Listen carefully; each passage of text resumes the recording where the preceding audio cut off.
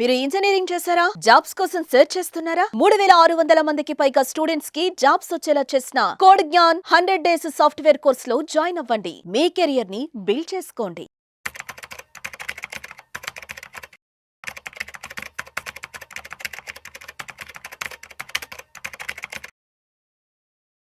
Welcome to Vishnu talks. నేను మీ విష్ణు.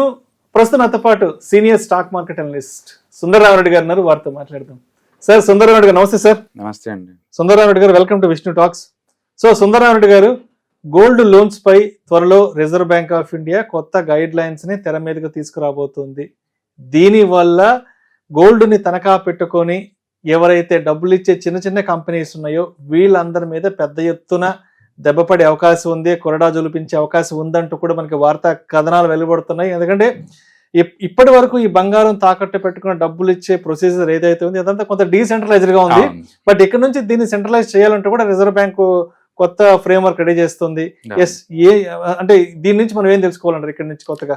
ఇప్పటి వరకు ఈ ఇండస్ట్రీలో స్టాండర్డ్ గైడ్ లైన్స్ అంటే లేదండి. అంటే తనఖా పెట్టేటప్పుడు పెట్టే పద్ధతి ఏంటి, అసలు ఎవరు వాళ్ళు ఓన్ పెడుతున్నారా లేదా వేరే వాళ్ళ పెడుతున్నారా, పెడితే ఏమేమి డాక్యుమెంట్స్ కావాలి, వాటిని ఎలా ఎక్కడ భద్రపరుస్తున్నారు, దాన్ని ఎలా మేనేజ్ చేస్తున్నారు, వాళ్ళు డిపాజిట్స్ పేమెంట్ అయితే వీళ్ళు ఏం చేస్తున్నారు, ఎలా పట్టేస్తే లీగల్ గా వేస్తున్నారా, వాటికి సంబంధించిన ప్రొసీజర్ ఏంటి, ఇవన్నీ అబ్జర్వ్ చేసినప్పుడు ఏంటంటే ఒక కంపెనీకి ఇంకో కంపెనీకి సంబంధం ఉంటుందా, ఎవరికి వాళ్ళు ఓల్డ్ గైడెన్స్ ఉన్నాయన్నమాట. ఇప్పుడు లాస్ట్ ఇయర్ 77% గ్రోత్ ఉందండి ఈ గోల్డ్ పెట్టి తనఖా పెట్టి డబ్బులు తీసుకునే ఇండస్ట్రీ. 77 చివరికి చిన్న చిన్నగా ఇండస్ట్రీ ఎంత జరిగిందంటే 1.7 lakhs crore జరిగిందండి. ఈ మధ్య కాలంలో టీవీలో కూడా విపరీతమైన అడ్వర్టైజ్మెంట్, ఏంది గోల్డ్ తాకట్టు పెట్టుకుని డబ్బులు ఇస్తామని చాలా కంపెనీస్ పట్టుకొచ్చేసాయి. అవును, దాంతో ఆర్బీఐ లో మొదట్లో ఆల్రెడీ వాళ్ళు అనౌన్స్మెంట్ చేశారు వీటి మీద రెగ్యులేషన్ కంట్రోల్ పెడతామని. ఈ రోజు వాళ్ళు మార్గదర్శకంగా ఉండే రూల్స్ అయితే అనౌన్స్మెంట్ చేశారనమాట. దాంతో గోల్డ్ లెండింగ్ కంపెనీస్ అయితే ముత్తూట్ ఫైనాన్స్ కావచ్చు, మణిపురం కావచ్చు, ఐఐఎఫ్ఎల్ కావచ్చు, అండ్ చోళమండలం ఫైనాన్స్ కావచ్చు, ఇవన్నీ కూడా 5 to 10% డ్రాప్ అయినాయి. 5 to 10% డ్రాప్. ఈ మధ్య కాలంలో ఉన్న ఫ్యాషన్ ఏంటంటే ఈ ట్రంప్ వారి నుంచి కొన్ని కంపెనీస్ ఎఫెక్ట్, ఈ ఐటీ వాళ్ళు జిఎస్టీ నోటీసుల వల్ల ఏమో కొన్ని కంపెనీస్ డ్రాప్ అవుతుంటాయి. అంటే ఈ రోజు మళ్ళీ నైట్ ట్రంప్ ఏదో ఫార్మా మీద ట్యాక్స్ వేస్తారంట, రేపు ఫ్రైడే మళ్ళీ ఫార్మా సెక్టర్ మళ్ళీ ఇంకో డ్రాప్ అవుతుంది. ఇప్పుడు ఆర్బీఐ కూడా బహుశా మేము ఎందుకు సైలెంట్ గా ఉండాలన్నట్టున్నారు, వీళ్ళు గోల్డ్ మైనింగ్ కంపెనీస్ మీద లెండింగ్ కంపెనీస్ మీద ఫోకస్ చేస్తున్నారు. ఏదో ఒక న్యూస్ మీద ఏదో ఒక సెక్టర్ కొలాప్స్ అవుతూనే ఉంది.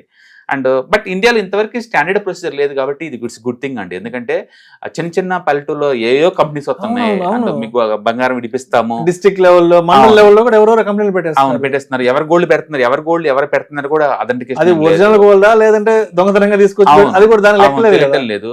అందుకని గవర్నమెంట్ ఒక స్టాండర్డైజ్డ్ ప్రొసీజర్ పట్టుకొస్తే ఆ డాక్యుమెంట్స్ ఏమేమి సబ్మిట్ చేసుకోవాలి, ఎక్కడెక్కడ ఉంచాలి, గోల్డ్ ఎలా మేనేజ్ చేస్తున్నారు వీళ్ళందరూ. ఎందుకంటే ఎవరికి వాళ్ళే గోల్డ్ మేనేజ్ చేస్తున్నారు, ఏదైనా థెఫ్ట్ జరిగినప్పుడు వెళ్ళిపోతాయి.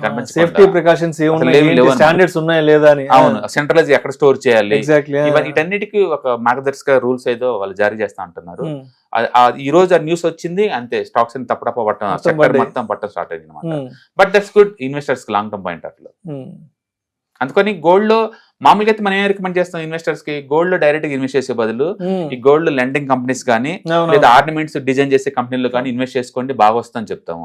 యాక్చువల్ చెప్పాలంటే ఈ మధ్యకాలంలో ఈ గోల్డ్ లెండింగ్ కంపెనీస్ అని బాగా పెరిగినాయండి. ముత్తూట్ ఫైనాన్స్ కానీ మన ఇవన్నీ కూడా 1 year హై దగ్గర ఉన్నాయి అన్ని స్టాక్స్, ఎంటర్ మార్కెట్ పడుతున్నా సరే. బట్ సడన్ గా ఈ న్యూస్ రావడం తోటి అవి కొలాప్స్ అవుతున్నాయి. రెగ్యులేటరీ రిస్క్ చాలా ఎక్కువ అండి, ఏ బిజినెస్ లో ఉన్నా సరే రెగ్యులేటరీ రిస్క్ చాలా పెద్ద రిస్క్ అనమాట అది. బట్ ఇప్పుడు ఫ్రీక్వెన్సీ రాకపోవచ్చు, బట్ ఏదైనా కానీ ఆ ఇండస్ట్రీకి ఇంతవరకు స్టాండర్డైజ్డ్ రూల్స్ ప్రోటోకాల్స్ ఏం లేవు. ఫస్ట్ టైం ఇండియాలో గోల్డ్ లెండింగ్ కూడా ఒక బిజినెస్ లో కన్సిడర్ చేసుకుంటూ కొన్ని రూల్స్ ఫ్రేమ్ చేయబోతున్నారు. కాబట్టి వినియోగదారులకి బెటరే అండ్ ఈ కంపెనీలు కూడా బెటర్.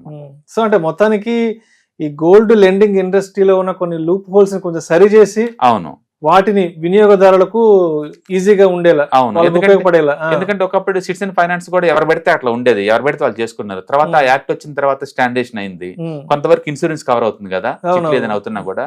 అలాగే ఈ బిజినెస్ కూడా ఒక స్టాండర్డేషన్ చేస్తే కరెక్ట్ గా ఉంటుందని చెప్పేసి వీళ్ళు కొత్తగా రూల్స్ ఫ్రేమ్ చేస్తున్నారు.